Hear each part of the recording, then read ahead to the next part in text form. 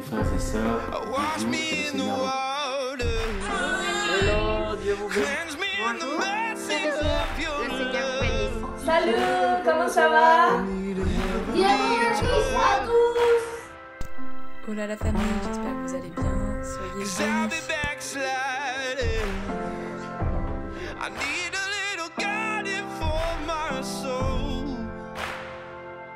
Only heaven knows, 'cause I just need a helping hand. It's gonna help me stand. Dieu vous bénisse et bienvenue à notre culte en ligne de ce matin. On est très heureux de savoir que vous êtes là, que vous allez pouvoir partager ce moment avec nous, adorer avec nous, prendre un moment de prière, d'adoration, de parole avec nous. Et le Seigneur va nous parler ce matin. Alors je vous invite, soyez attentifs, soyez prêts, le culte va pas tarder à commencer. Et on voudrait vous dire que vous pouvez toujours inviter quelqu'un. Vous pouvez inviter quelqu'un à notre culte et c'est hyper simple. Tout ce que vous avez à faire, c'est d'aller dans ce côté-là et appuyer sur partager. Vous envoyez le lien de ce live à un ami, un membre de votre famille, qui vous voulez, un collègue, et partagez-lui ce culte. Ça n'a jamais été aussi simple de le faire. Donc sans plus attendre, on va rentrer dans la louange et on a une petite surprise pour vous. Donc à tout à l'heure.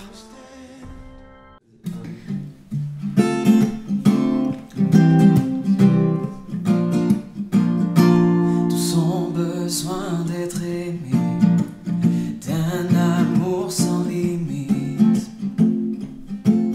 Que ta grâce coule en moi. Tous ont besoin de pardon, de la bonté d'un sauveur. L'espoir des nations. Oh, oh, oh, oh, oh. Sauveur, il déplace les montagnes. Mon Dieu sauve avec puissance. Il sauve avec puissance. Pour toujours, créateur du salut. Jésus a vaincu la mort. Il a vaincu la mort. Prends-moi tel que je suis, mes peurs et mes échecs. Viens remplir ma vie. Je donne ma vie pour te suivre dans tout ce que je crois. Et je me soumets. Oh, oh, oh, oh.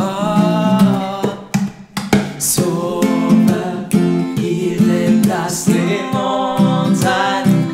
Mon Dieu sauve avec puissance. Il sauve avec puissance. Pour toujours, créateur du salut. Jésus a vaincu la mort. Il a vaincu la mort. Encore une fois. Sauveur, il déplace les montagnes. Et mon Dieu sauve avec puissance. Il sauve avec puissance. Oh, pour toujours, créateur du salut. Jésus a vaincu la mort. Il a vaincu la mort. Dis, resplendis pour que le monde voie. Nous chantons pour la gloire du roi ressuscité. Jésus resplendit pour que le monde voie. Nous chantons pour la gloire du roi ressuscité. Son nom est Jésus. Resplendit pour que le monde voie. Nous chantons pour la gloire du roi ressuscité.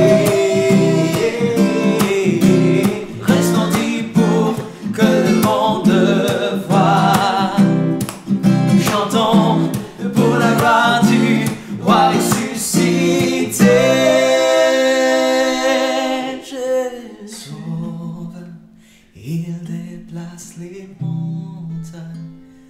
Mon Dieu sauve avec puissance, il sauve avec puissance. Pour toujours, créateur du salut, Jésus a vaincu la mort, il a vaincu la mort.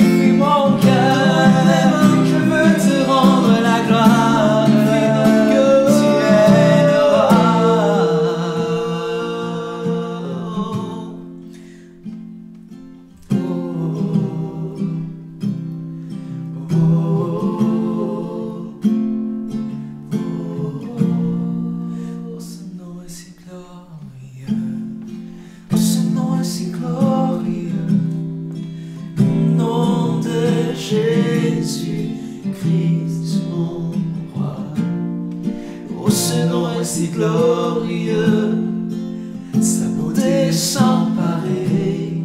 Oh, ce nom est si glorieux, le nom de Jésus. Oh, ce nom est si glorieux. Oh, ce nom est si glorieux, le nom de Jésus-Christ, mon roi. Oh, ce nom est si glorieux, sa beauté sans pareil. Oh, ce nom est si glorieux, le nom de Jésus. Oh, ce nom est si glorieux, le nom de Jésus.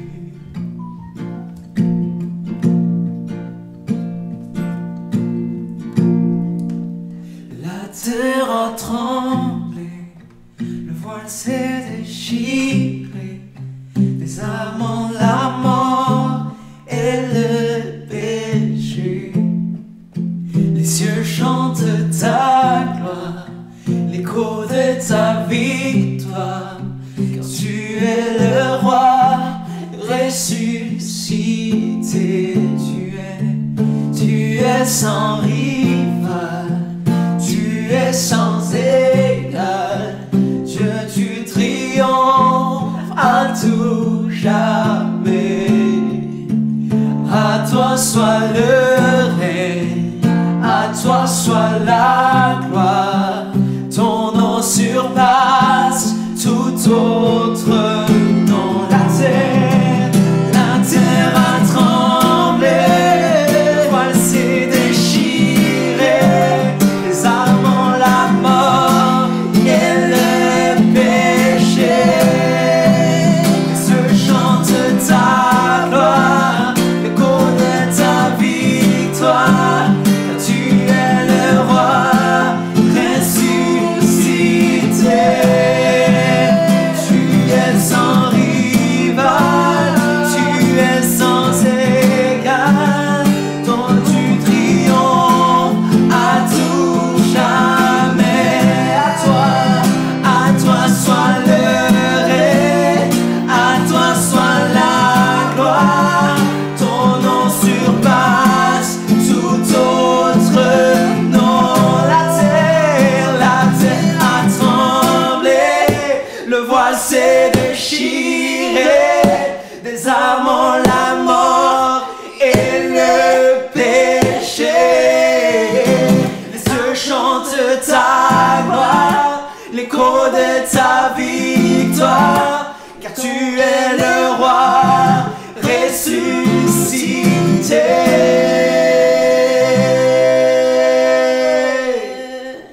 Oh, ce nom est si glorieux. Oh, ce nom est si glorieux, le nom de Jésus-Christ, mon roi. Oh, ce nom est si glorieux, sa bonté sans pareil. Oh, ce nom est si glorieux, le nom de Jésus. Ce nom est victorieux, ce nom est victorieux, ce nom est victorieux, ce nom est victorieux, oh, ce nom est victorieux, le nom de Jésus-Christ, mon roi. Oh, ce nom est victorieux, sa beauté sans pareil. Oh, ce nom est victorieux, le nom de Jésus. Oh, ce nom est victorieux, le nom de Jésus. Oui, ce nom est victorieux, le nom de Jésus. Alléluia.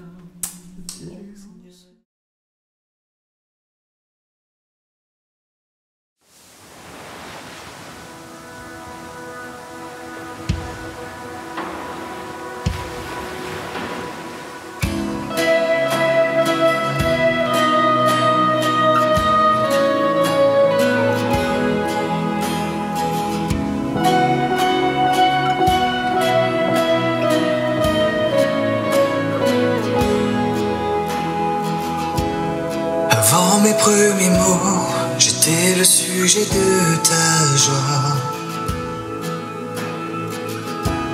Tu as été si bon envers moi. Avant mon premier souffle, tu as créé la vie en moi. Tu as été si tendre envers moi. Oh, l'amour saisissant, intrépide et infini de Dieu. Il se bat pour ma vie et me poursuit, me ramène à lui. Je suis indigne de ton sacrifice, mais pour moi tu as tout donné. Oh, l'amour saisissant, intrépide et infini de Dieu.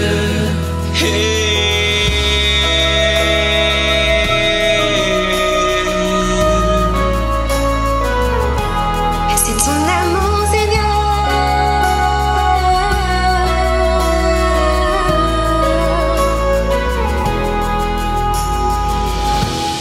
Quand je te résistais, ta grâce a triomphé. Tu as été si bon envers moi. Je doutais de ma valeur, mais tu as payé le prix. Tu as été si tendre envers moi. Oh, l'amour saisissant, intrépide et infini de Dieu. Il se bat pour ma vie et me poursuit, me ramène à lui. Je suis indigne de ton sacrifice, mais pour moi tu as tout donné. Oh, l'amour saisissant, intrépide et infini de Dieu.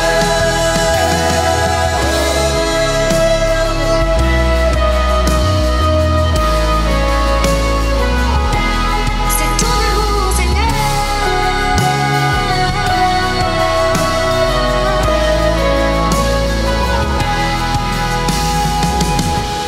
Les murailles sont versées, les montagnes traversées quand tu me poursuis. L'obscurité chassée, le mensonge fracassé quand tu me poursuis. Les murailles sont versées, les montagnes traversées quand tu me poursuis. L'obscurité chassée, le mensonge fracassé quand tu me poursuis. Les murailles sont versées, les montagnes traversées quand tu me poursuis. L'obscurité chassée, le mensonge fracassé quand tu me poursuis. Les murailles sont renversées, les montagnes traversées quand tu me poursuis. L'obscurité chassée, le mensonge fracassé quand tu me poursuis. Oh, l'amour saisissant, intrépide et infini de Dieu. Il se bat pour ma vie et me poursuit, me ramène à lui. Je suis indigne de ton sacrifice, mais pour moi tu as tout donné. Oh, l'amour saisissant, intrépide et infini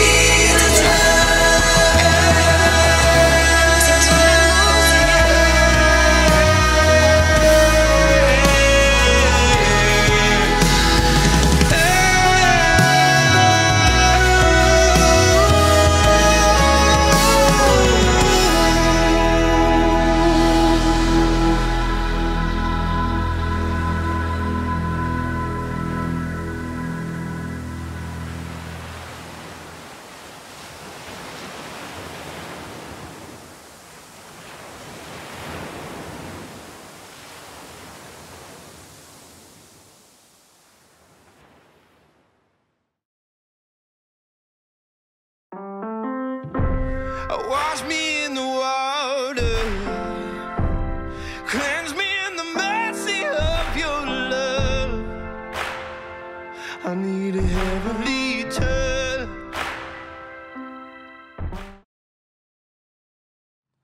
Bonjour à tous. Nous sommes heureux de nous retrouver une nouvelle fois ce matin en ligne et de pouvoir partager avec chacun d'entre nous la parole de Dieu, cette parole vivante dont nous avons tellement besoin et que nous avons le privilège de pouvoir écouter dimanche après dimanche, même si c'est d'une manière virtuelle, mais nous la recevons toujours avec une grande joie car elle remplit nos cœurs de la présence de Dieu et nous avons besoin de cette parole pour fortifier notre foi. Nous sommes à notre 10e culte virtuel depuis le confinement. Alors on espère que ça ne va pas s'éterniser parce que vraiment on a besoin de se retrouver tous ensemble dans le local de l'église et de partager un temps vraiment fraternel. Mais pour l'instant, eh bien, nous remercions quand même le Seigneur que nous pouvons retransmettre nos émissions et avoir un partage de la parole avec vous. Bien, frères et sœurs, on se réjouit aussi de tout ce que le Seigneur fait pendant ce confinement. Plusieurs personnes étaient malades, Dieu les a guéris. On a prié pour certains frères et sœurs ou certaines connaissances des bien-aimés de l'Église qui avaient des besoins particuliers et le Seigneur les a toujours exaucés. Gloire à Dieu. On remercie d'ailleurs vivement le Seigneur pour Cynthia, la fille de Renélie, qui a reçu une bénédiction de la part du Seigneur. Et puis nous continuons à prier pour notre frère Christian, qui est passé par un petit moment difficile parce qu'il a eu un accident domestique avec sa tondeuse à gazon et il s'est entaillé le bout des doigts. Donc il a été obligé de se rendre à l'hôpital pour avoir une greffe. Mais gloire au Seigneur, ça s'est bien passé et maintenant il est en train de récupérer. Nous prions afin que Dieu puisse lui donner une bonne cicatrisation et qu'il ne ressente pas trop de douleur. Merci Seigneur. Eh bien, sans plus tarder, je vous invite à ouvrir la parole de Dieu. Alors si vous l'avez, faites comme moi, prenez-la, vous voyez, je l'ai à mes côtés, prenez-la. Et puis aujourd'hui, nous allons partager un message un peu plus évangélique. Parce que je sais qu'il y a beaucoup d'amis qui nous écoutent aussi, qui n'ont peut-être pas forcément encore fait une véritable expérience avec le Seigneur. Il y en a qui sont à la recherche de Dieu. Aussi, je voudrais qu'on regarde un petit passage dans les évangiles, dans l'évangile de Luc au chapitre 17, qui nous montre les étapes que nous devons suivre pour venir au salut. Donc je vous invite à ouvrir avec moi la parole de Dieu dans Luc au chapitre 17. Luc chapitre 17, encore une fois, bienvenue à vous tous et beaucoup de bénédictions de la part du Seigneur. Luc chapitre 17, nous allons lire du verset 11 au verset 19. Si vous avez la parole avec vous, vous pouvez la lire avec moi. Je commence au verset 11. Jésus se rendant à Jérusalem, passait par la Samarie et la Galilée. Comme il entrait dans un village, 10 lépreux vinrent à sa rencontre. Se tenant à distance, ils élevèrent la voix et dirent « Jésus, Maître, aie pitié de nous !» Dès qu'il les eut vus, il leur dit « Allez vous montrer au sacrificateur. » Et pendant qu'ils y allaient, il arriva qu'ils furent guéris. L'un d'eux, se voyant guéri, revint sur ses pas, glorifiant Dieu à haute voix. Il tomba sur sa face aux pieds de Jésus et lui rendait grâce. C'était un Samaritain. Jésus, prenant la parole, dit « Les 10 n'ont-ils pas été guéris? Et les 9 autres, où sont-ils? Ne s'est-il pas trouvé que cet étranger pour revenir et donner gloire à Dieu? Puis il lui dit « Lève-toi, va, ta foi t'a sauvé. » Et je voudrais ce matin, à travers ce passage de la parole de Dieu, eh bien, vous donner les 10 pas qui nous permettent de venir au salut. 10 pas pour venir au salut. Nous allons prier ensemble et nous allons demander la bénédiction du Seigneur sur la proclamation de sa parole afin que cette parole puisse être profitable pour tous ceux qui vont la recevoir ce matin, y compris tous nos amis qui nous écoutent. Et je sais qu'il y en a qui nous écoutent de très loin, jusque depuis le continent africain. Alors, prions tous ensemble si vous le voulez bien. Seigneur Jésus, nous te rendons toute la gloire, tout l'honneur pour ce privilège que nous avons de pouvoir être tous ensemble réunis pour écouter le message de ta parole. Et nous te prions en cet instant, Seigneur, que tu puisses nous conduire à travers l'onction de ton Saint-Esprit, que tu puisses, Seigneur, encore une fois, ouvrir nos cœurs, ouvrir nos pensées et te révéler à nous, afin que cette parole devienne vivante dans notre vie, qu'elle puisse devenir aussi agissante, agir selon chaque besoin que nous avons, Seigneur. Et nous savons que toi, tu peux pourvoir à tous les besoins de toute l'humanité, Seigneur Jésus. Et quel que soit le besoin de ceux qui m'écoutent ce matin, Seigneur, je te prie d'intervenir d'une manière spéciale. Je te prie de déposer l'onction de ton Saint-Esprit sur ta parole. Je te prie de venir les visiter, qu'ils puissent sentir ta présence, qu'ils puissent être revêtus de ton amour, de ta grâce, Seigneur, et qu'ils puissent aussi faire cette merveilleuse expérience de te connaître s'ils ne l'ont pas encore fait, Seigneur. Et aussi que tu puisses rafraîchir ce matin chacun d'entre nous par ton Esprit Saint. Nous t'en prions en cet instant dans le nom de Jésus-Christ. Amen. Gloire au Seigneur. Alors on va retourner dans ce passage de l'évangile de Luc au chapitre 17. C'est le passage qu'on appelle la guérison des 10 lépreux, qui est un passage bien connu et qui est un des miracles que Jésus a effectué pendant son ministère ici sur la terre. On sait qu'il a souvent guéri des lépreux, purifié des lépreux au cours de son ministère. Mais ici, c'était un petit peu particulier parce qu'il y en a 10 d'un coup qui ont été guéris. C'est quelque chose d'extraordinaire. Et à travers ce miracle de guérison, eh bien, nous pouvons voir 10 pas pour venir au salut. Et je voudrais partager avec vous ce matin ces 10 pas qui nous permettent d'accéder au salut. Et je voudrais encourager ceux qui n'ont pas encore fait cette expérience d'avoir l'assurance d'obtenir leur salut. Eh bien, je voudrais vous encourager à bien écouter ce matin parce que ce message, il est aussi pour vous, afin que vous puissiez connaître véritablement Jésus-Christ et recevoir votre salut. Alors, je vais retourner dans ce passage-là. Et voyez-vous, lorsqu'on commence la lecture de ce passage, la première chose qui nous est dit ici au verset 12, « Comme il entrait dans un village, 10 lépreux vinrent à sa rencontre. » 10 lépreux vinrent à sa rencontre. Et ça constitue la première étape pour venir au salut.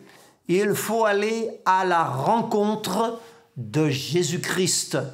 Vous savez, la Bible nous dit dans Hébreux au chapitre 11, en nous parlant de la foi, la Bible nous dit « Or, sans la foi, il est impossible d'être agréable à Dieu, car il faut que celui qui s'approche de Dieu croit que Dieu existe et qu'il est le rémunérateur de ceux qui le cherchent.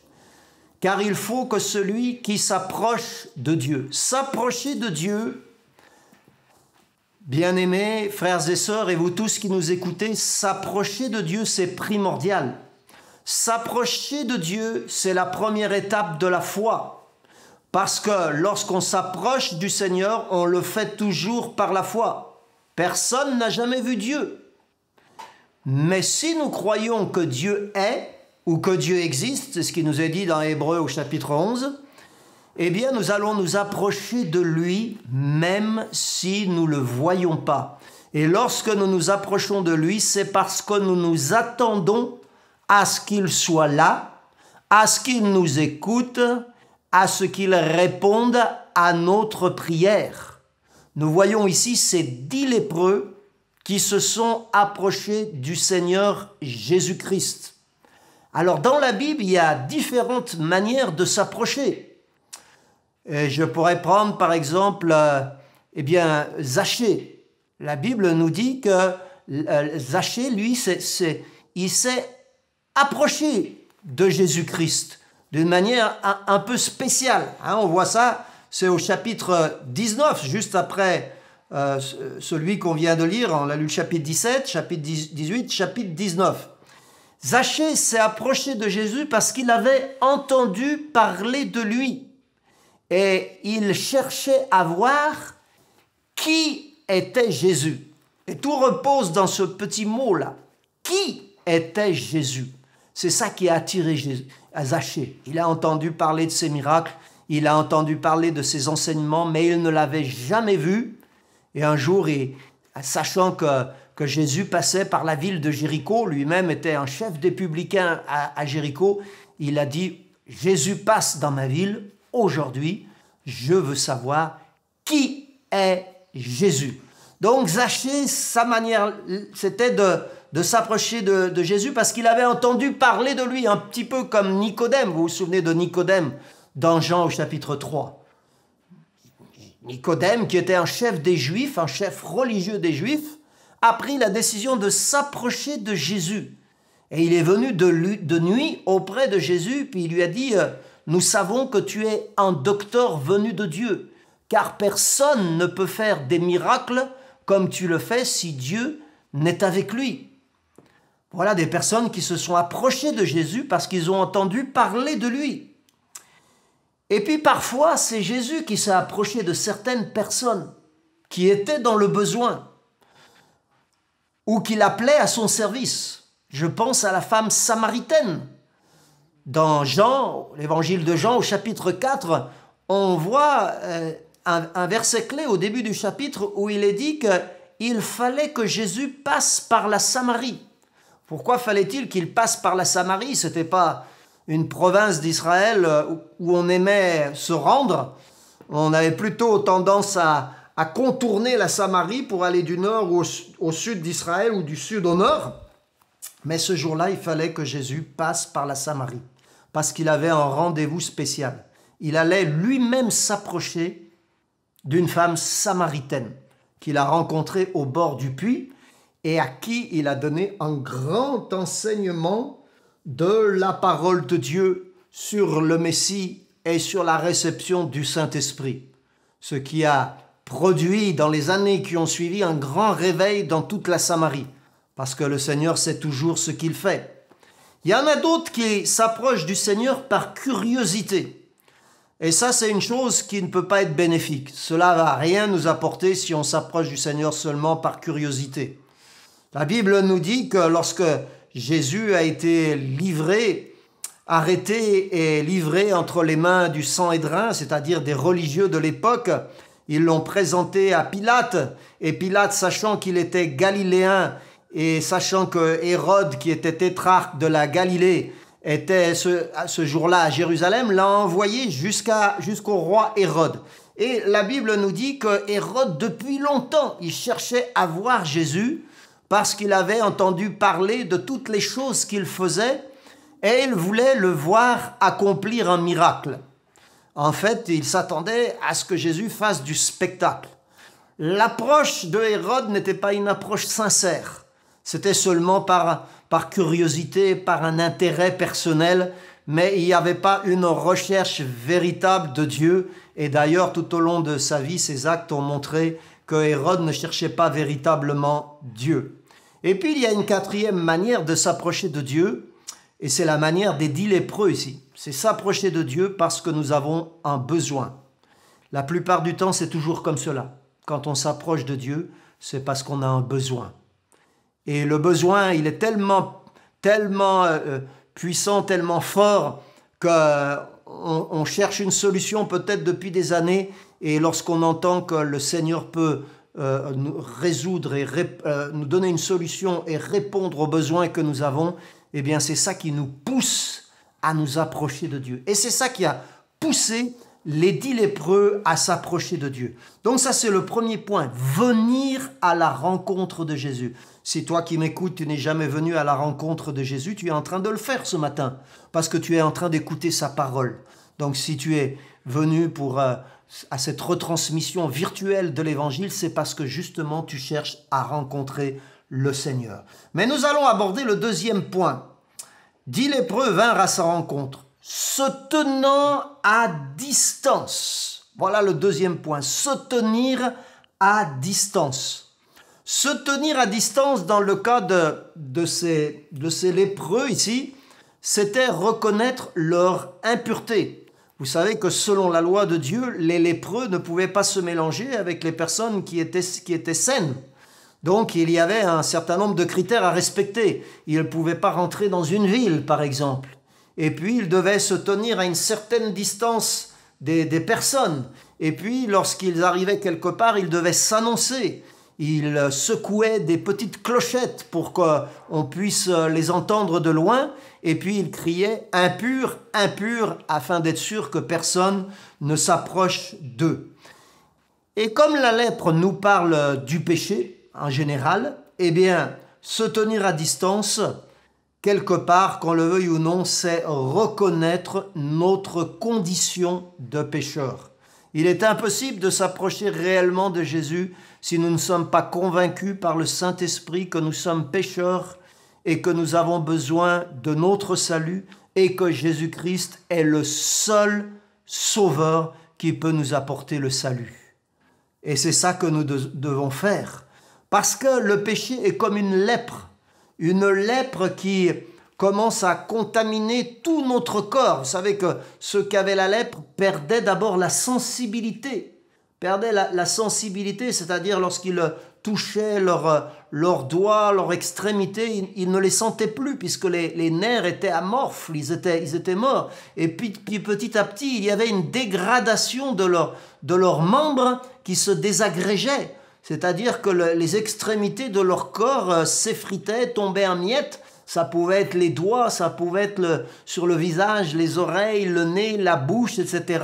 Et puis finalement, toute la peau et même les mains pouvaient tomber. Il restait que des moignons.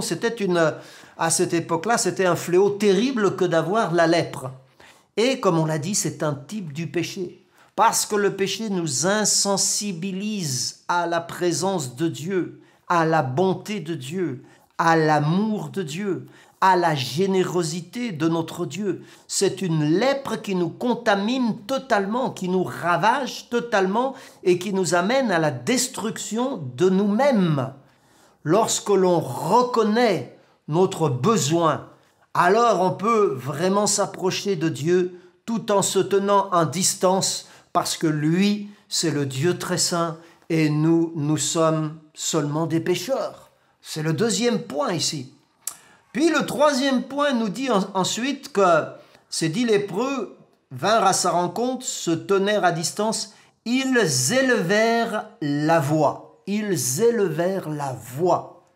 Alors vous me direz peut-être qu'ils ont élevé la voix parce que justement ils étaient à une certaine distance du Seigneur. La distance qui était respectée à ce moment-là, c'était environ un jet de pierre. Mais je crois plutôt qu'ils ont élevé la voix pour attirer l'attention de Jésus. Rappelez-vous qu'au début du passage qu'on vient de lire, Jésus était en train de se rendre à Jérusalem et il était en train de traverser la Galilée et la Samarie. Donc ils ont attiré son attention. Et ça c'est très important, attirer l'attention du Seigneur. Vous savez, il y a un verset dans la Bible que je retiens toujours, qui est important et qui dit que lorsqu'un malheureux crie à l'Éternel, l'Éternel l'entend et il le délivre toujours de ses détresses. L'Éternel l'entend. Dieu veut qu'on lui parle. Dieu veut qu'on ait une communion avec lui. Dieu veut qu'on s'adresse personnellement à lui. C'est ça la prière. Frères et sœurs, lorsque nous prions, nous nous adressons à Dieu. Et nous le faisons par la foi, parce que nous ne voyons pas Dieu. Nous nous approchons de lui par la foi. Nous nous adressons à lui parce que nous savons qu'il est tout-puissant, parce que nous savons qu'il est prêt à répondre à nos besoins. Gloire au Seigneur. Et parce que nous savons que Dieu a un cœur de compassion. Ces lépreux-là savaient que Jésus-Christ avait un cœur de compassion. Lorsqu'ils se sont adressés à lui, ils ont dit « Maître, aie pitié de nous, aie pitié de nous ». Gloire au Seigneur. Ils ont donc élevé la voix pour attirer l'attention du Seigneur et ils ont demandé à Dieu d'exercer sa compassion, sa miséricorde, sa grâce envers eux. Et ensuite, il nous est dit, et dès qu'il les eut vus. Ça, c'est notre quatrième point. Jésus voit. Non seulement il entend, mais il voit aussi. Ça veut dire qu'il est sensible à notre condition. Voyez comment la Bible nous dit ici, dès qu'il les eut vus. Ça n'a pas pris beaucoup de temps. C'est immédiat. Lorsqu'il a vu leurs conditions, lorsqu'il a vu leurs besoins, eh bien, il a répondu instantanément à leurs besoins. C'est ça le salut. Quand on vient, quand on s'approche par la foi du Seigneur Jésus-Christ, quand on reconnaît notre condition et quand on élève la voix, eh bien le Seigneur nous entend et il nous voit, il voit notre condition et il répond instantanément pour nous apporter la solution dont nous avons besoin. Amen. Et voyez comment il leur a répondu à ce moment-là. Montrez-vous au sacrificateur. Cela nous amène à notre cinquième point. Recevoir et obéir à la parole.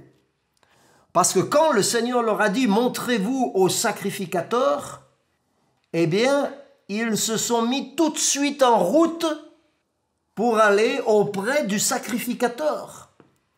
Et ils se sont mis en route sans avoir encore reçu leur guérison. C'était un acte de foi de la part de ces 10 lépreux. Un acte de foi considérable, c'est-à-dire que Jésus ne les a pas guéris comme il avait l'habitude de le faire avec d'autres malades qui s'approchaient de lui et qui recevaient instantanément leur guérison. Il leur a simplement adressé la parole. J'aime cette parole parce que la parole de Dieu est puissante, elle est vivante, elle est efficace, elle est comme une épée à double tranchant, elle est agissante. Amen. Même s'ils n'ont pas reçu leur guérison immédiatement, ils ont cru dans cette parole. Gloire au Seigneur. Ils ont cru dans cette parole. Et ils se sont rendus à la rencontre du sacrificateur. Alors là, on a un élément qui est important. L'élément qui est important, c'est que c'est notre obéissance à la parole de Dieu qui va déclencher le miracle dans notre vie. Souvenez-vous d'un autre lépreux, à une autre époque, c'est dans l'Ancien Testament. Il s'appelait Naaman. Naaman, c'était un général syrien qui était très riche, mais qui avait un problème. Il souffrait de la lèpre et personne ne pouvait le guérir de cette maladie parce que si ce n'est Dieu, personne ne peut guérir la lèpre.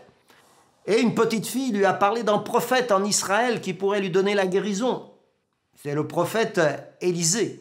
Et il est allé à la rencontre du prophète. Et quand il est arrivé vers le prophète a envoyé son serviteur lui dire « Va dans le Jourdain et plonge-toi 7 fois dans le Jourdain et tu seras purifié. » Et cet homme-là, il a été surpris de ce que lui disait le prophète.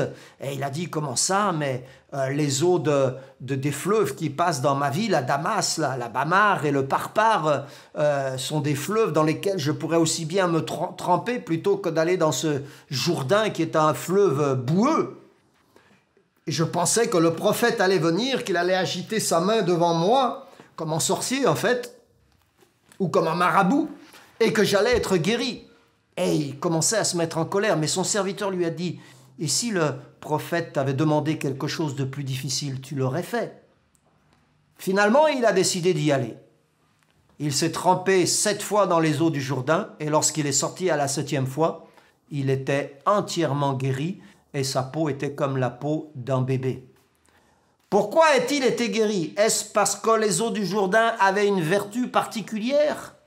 Est-ce que c'est parce qu'il s'est trempé 7 fois et que le chiffre 7 a une vertu particulière? Non, il a été guéri parce qu'il a obéi à la parole de Dieu. La parole de Dieu a la puissance de déclencher notre miracle si nous lui obéissons. Et ça a été le cas aussi de ces 10 lépreux qui sont partis vers le sacrificateur. Avec la foi. Vous savez que dans la loi, lorsque un lépreux était guéri, il devait faire confirmer sa guérison par un sacrificateur qui l'examinait, qui regardait sur lui s'il n'y avait plus de taches de lèpre. Et lorsque le sacrificateur voyait qu'il n'y avait plus de taches de lèpre, eh bien, il déclarait que le malade était guéri et ainsi il était réinséré dans la société. Il était accepté de nouveau par la société. Donc, si Jésus leur a dit d'aller voir le sacrificateur, c'était que déjà dans leur cœur, ils savaient qu'ils étaient guéris. Même s'ils avaient encore la lèpre sur eux, ils savaient qu'au moment où ils se présenteraient devant le sacrificateur, ils seraient guéris. Et c'est ce qui s'est passé. C'est pour ça que le 6e point, c'est vraiment recevoir la guérison en obéissant à la parole de Dieu. Parce qu'il est dit ici, pendant qu'ils y allaient. Pendant quoi? Pendant qu'ils y allaient. Ça, c'est pendant l'action. Ça nous parle de la foi active. Amen. Dieu nous demande d'avoir une foi active. Même si on ne voit pas, il nous demande de croire quand même. Je me souviens d'un moment où le Seigneur s'est rendu à Jérusalem et puis en montant à Jérusalem le matin, il a vu un figuier et il voulait manger un fruit de ce figuier-là parce qu'il avait des feuilles, mais il n'a pas trouvé de fruits. Alors il a maudit le figuier. Mais le figuier est resté identique même après qu'il l'ait maudit. Et puis il est monté à Jérusalem, ils ont passé la journée à Jérusalem. Le soir, ils sont ressortis de Jérusalem et le lendemain matin, ils sont retournés de nouveau à Jérusalem. Et en arrivant vers le figuier, Pierre a vu qu'il était entièrement desséché par les racines même. Et il a dit à Jésus, « Seigneur, le figuier que tu as maudit hier, regarde, il est desséché. » Et le Seigneur lui dit, « Ayez foi en Dieu. Je vous le dis en vérité, si vous avez la foi comme un grain de sénévé, vous direz à cette montagne de s'arracher d'ici et de se jeter dans la mer, et elle vous obéira, cette montagne. Ayez foi en Dieu. » Et ensuite, il va rajouter, « Et tout ce que vous demanderez en priant, croyez que vous l'avez reçu et vous le verrez s'accomplir. » Ça veut dire croire avant l'accomplissement. C'est ce qu'ont fait ces 10 lépreux. Ils ont cru avant leur guérison. Et ils ont vu leur guérison s'accomplir lorsqu'ils se sont mis en route pour aller vers le sacrificateur. Gloire au Seigneur. Ils ont donc reçu la guérison en obéissant. Vous savez, quand vous croyez par la foi, ça nécessite un certain comportement. C'est-à-dire que l'on doit se comporter comme si nous avions reçu notre miracle. Même si le miracle n'est pas encore réalisé, nous croyons la parole de Dieu. Nous croyons dans la puissance de Dieu. Et nous croyons que Dieu accomplit le miracle. Ainsi, nous nous comportons comme si le miracle avait déjà été réalisé. Ça, c'est une bonne manière de recevoir une guérison, mais aussi de recevoir par exemple le Saint-Esprit. Peut-être parmi nous, il y en a plusieurs qui attendent d'être baptisés du Saint-Esprit depuis longtemps. Eh bien, le Seigneur te l'a promis, c'est une promesse de Dieu. Et Dieu ne manquera jamais à ses promesses. Crois que tu l'as reçu et tu le verras se réaliser dans ta vie. Commence à louer le Seigneur, commence à adorer et remercier le Seigneur pour sa promesse, pour le Saint-Esprit. Et puis tu vas réaliser tout d'un coup que tu es en train de parler dans de nouvelles langues. Croire au Seigneur. Amen. Et nous arrivons ensuite au 7e point ici. Il nous est dit que les 10 furent guéris. Ah, j'aime ça. La guérison totale, c'est notre 7e point. La guérison totale. Les 10 ont été guéris. Les 10 sont venus vers le Seigneur. Les 10 se sont approchés du Seigneur et les 10 sont repartis guéris. Quand on vient au Seigneur avec un cœur sincère, eh bien on reçoit toujours la réponse pour laquelle on est venu. Gloire au Seigneur. Les 10 ont été guéris. C'est pas un seul qui a été guéri. C'est pas la moitié qui ont été guéris. C'est même pas 9 qui ont été guéris. C'est les 10 qui ont été guéris. Cela doit encourager notre foi ce matin. Les 10 ont été guéris. Parmi les 10, il y avait un Samaritain. On aurait pu penser que Dieu allait guérir les 9 Juifs, puisqu'il était venu pour son peuple, puis qu'il allait laisser de côté le Samaritain. Non, même le Samaritain a été guéri. Et ça nous parle de l'universalité de la compassion, de l'amour et de la puissance de Dieu. Dieu n'est pas limité. Gloire au Seigneur. Gloire au Seigneur. Et nous arrivons à notre 8e point.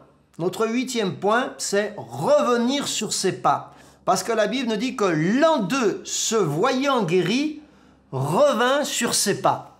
Et devinez lequel d'entre eux c'était, lequel des 10? Eh bien, c'était le Samaritain. C'est celui qui est revenu sur ses pas. Alors, on pourrait se poser beaucoup de questions au sujet du fait de savoir pourquoi lui et pas les autres est revenu sur ses pas. On pourrait dire peut-être parce que c'était le seul finalement qui n'avait pas de sacrificateur, puisqu'il n'était pas juif. Donc, il n'avait pas un sacrificateur. Donc, il s'est vu guéri pendant qu'il marchait. Puis il s'est dit, mais quel sacrificateur je vais aller me montrer? Il ne va pas m'accepter puisque je ne suis pas juif, je suis samaritain. Puis il s'est dit, après tout, eh bien je vais retourner vers Jésus. Parce que celui qui m'a guéri, c'est réellement mon sacrificateur. C'est l'intermédiaire entre Dieu et les hommes. C'est lui qui s'est positionné pour me donner cette guérison. Et il a donc pris la décision de faire demi-tour et de revenir sur ses pas pour aller au Seigneur et de reconnaître Jésus comme son véritable sacrificateur. Vous voyez, venir à Jésus, ça sera toujours quitter un système religieux, quitter une philosophie ou quitter un mode de pensée pour venir à une personne. Et cette personne s'appelle Jésus-Christ.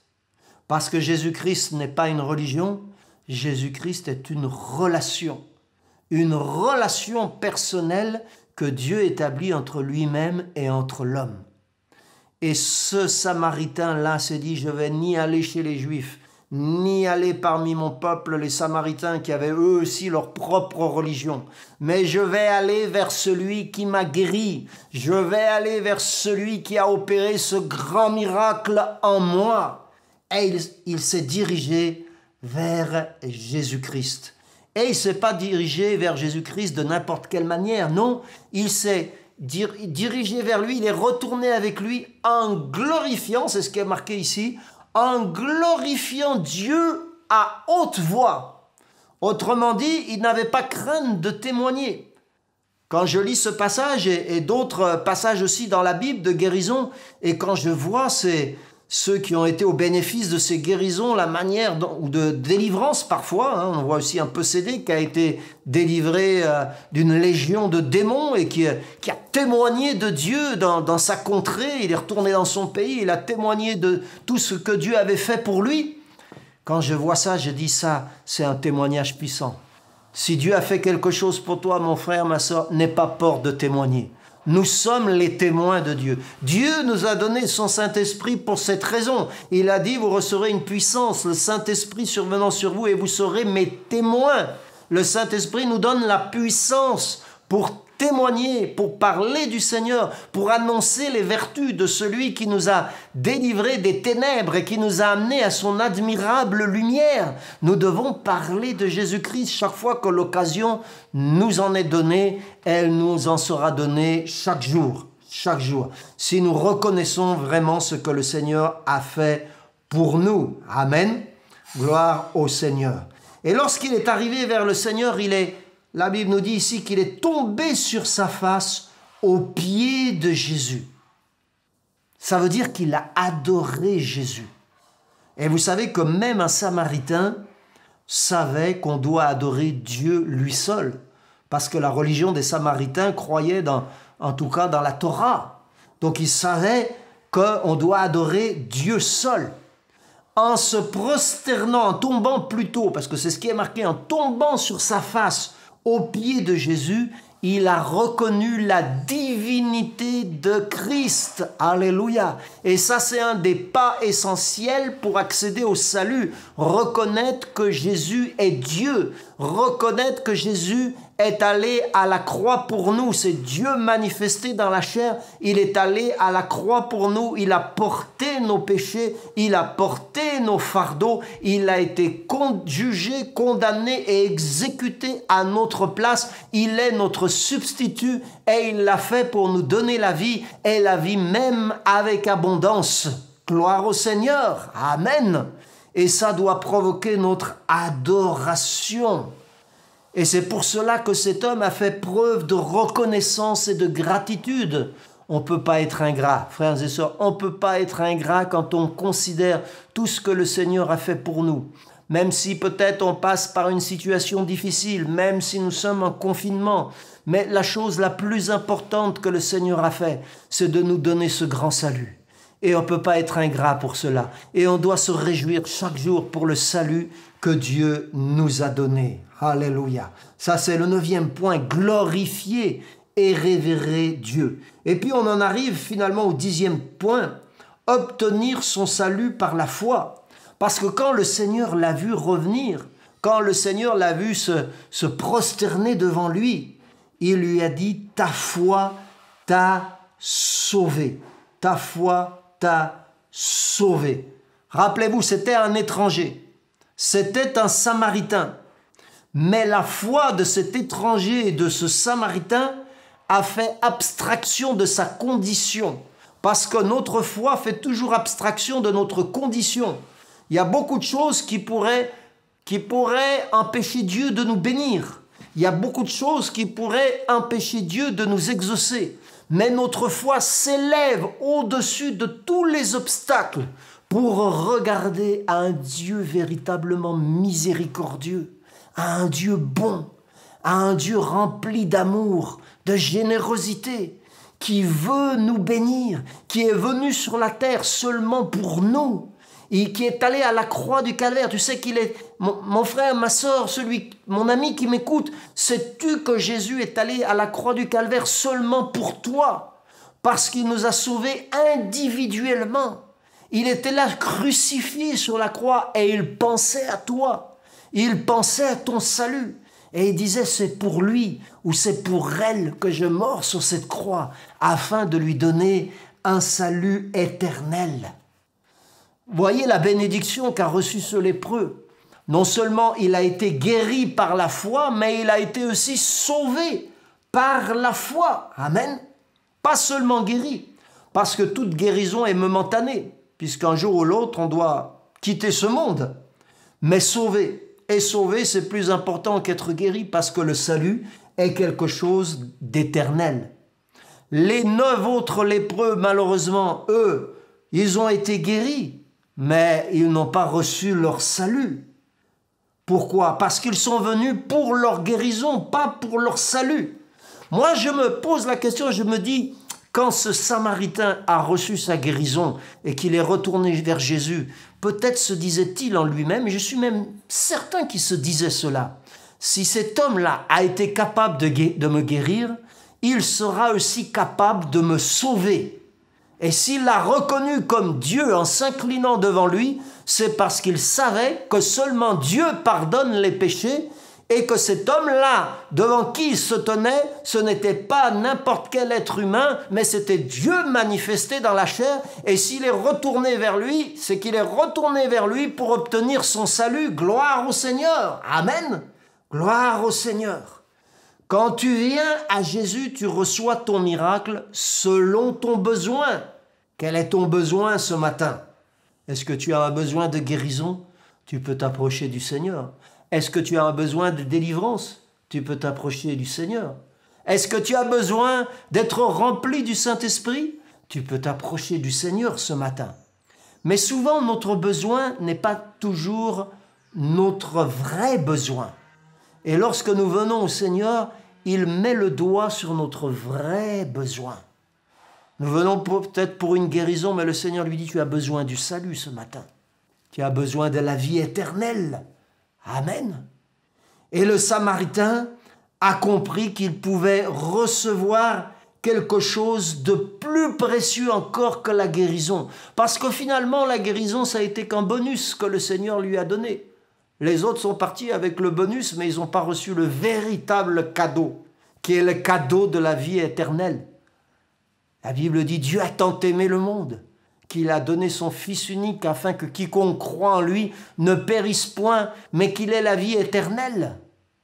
Dieu, en effet, n'a pas envoyé son Fils dans le monde pour juger le monde, mais pour que le monde soit sauvé par lui. Est-ce que tu réalises cela, mon ami qui m'écoute? Si tu n'as pas fait l'expérience de ce salut merveilleux, tu peux la faire maintenant. Tu peux la faire maintenant. Et si tu es au bénéfice de cette expérience merveilleuse du salut, Dieu peut te donner un bonus aujourd'hui. Il te donnera ce dont tu as besoin. Dans ce moment particulier, il te donnera ce dont tu as besoin. Il y a ici ce matin quelqu'un de plus grand que tu peux imaginer. Il y a ici ce matin quelque chose de plus précieux que tout ce que tu pourrais demander. Il y a la présence de Jésus. Il est au milieu de nous. Et il est toujours le même. Il ne change pas. Hier, aujourd'hui et éternellement, il sera le Dieu de grâce et de miséricorde tant que nous vivrons dans cette période de la grâce. Et aujourd'hui, il veut te donner une bénédiction spéciale. Et nous allons terminer, conclure avec une prière de la foi, une prière spéciale.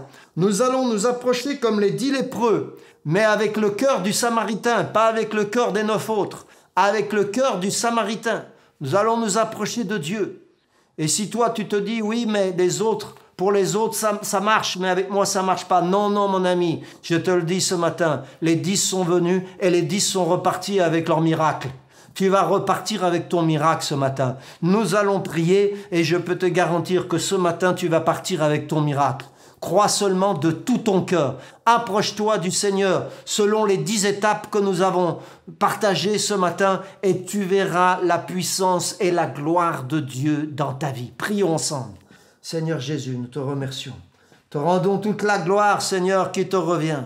Seigneur, nous ne sommes pas différents de ces lépreux qui se sont approchés de toi.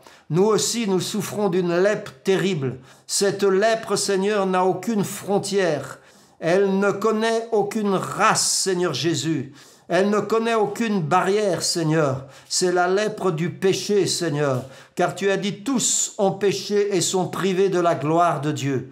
Et tu nous as dit aussi, Seigneur, que le salaire du péché, c'est la mort. Et Seigneur, nous voulons nous approcher de toi et te demander ce matin ta bénédiction. Avec révérence, Seigneur, nous venons à tes pieds, nous nous tenons à cette distance qui considère ta sainteté par rapport à notre propre impureté, Seigneur. Et nous te prions d'intervenir, d'agir, Seigneur, parce que tout ce que tu nous donnes, nous savons que tu nous le donnes par grâce. Seigneur, tu vois les besoins de tous ceux qui nous écoutent ce matin, les besoins de nos frères, de nos sœurs, ou peut-être d'un ami qui nous écoute de loin, Seigneur, que tu puisses agir dans sa vie, que tu puisses lui parler. S'il a besoin d'une délivrance ce matin, tu lui donnes cette délivrance au nom de Jésus. Je proclame la délivrance. S'il a besoin d'une guérison, tu lui donnes la guérison dans le nom de Jésus-Christ. S'il a besoin, Seigneur, d'être restauré et relevé, Seigneur, tu le restaures par ton Saint-Esprit. S'il a besoin de recevoir l'onction de ton Esprit, tu le baptises ce matin d'un baptême puissant de ton Saint-Esprit. Mais par-dessus tout, Seigneur, comme ce Samaritain, tu lui donnes le salut, ou tu lui redonnes l'assurance de son salut. Maintenant, Seigneur, tu le fais dans ta grâce. Nous t'en prions en cet instant, Seigneur, et nous te remercions pour ta fidélité et pour ton amour dans le nom de Jésus-Christ. Amen. Et tous ensemble, nous pouvons dire ce matin, gloire à Dieu, gloire au Seigneur. Alléluia. Frères et sœurs, nous espérons bientôt pouvoir nous serrer les uns contre les autres. Je ne sais pas quand ce moment arrivera, mais Dieu le connaît. Dieu le sait déjà. Et il permettra que cela puisse se faire de nouveau. Et s'il ne le permet pas, c'est parce qu'il nous enlève avec lui. Et là-haut, on aura l'éternité pour être ensemble et pour nous donner des embrassades. Alors que Dieu vous bénisse. Gardez courage. Fortifiez-vous par la foi dans la parole de Dieu. Et puis, nous nous retrouverons mercredi. Amen. Gloire à Dieu, merci Seigneur encore une fois pour ce culte, pour cette parole, pour cette louange. Le Seigneur continue de nous parler et c'est merveilleux de voir comment il le fait à travers ce moyen. Nous sommes reconnaissants envers lui à travers cette œuvre qu'il est en train de faire avec nous. Donc n'oubliez pas, vous avez toujours accès au mot prière. Vous pouvez nous l'envoyer en message privé et nous ferons tout notre possible pour prendre contact avec vous, pour vous appeler, pour discuter avec vous, pour prier pour vous. Donc n'oubliez pas, si cette parole vous a touché, envoyez-nous le mot prière. Je voudrais vous souhaiter à tous une excellente semaine, que le Seigneur vous guide, vous parle pendant cette semaine, qu'il soit avec chacun d'entre nous et n'oublions pas... Mes frères et sœurs, que le Seigneur Hello, Dieu vous bénisse. Bonjour, frères et sœurs, le Seigneur vous bénisse. Salut, comment ça va? Bienvenue à tous. Oh là la famille, j'espère que vous allez bien. Soyez bénis. I need a little guiding for my soul. Only heaven knows. 'Cause I just need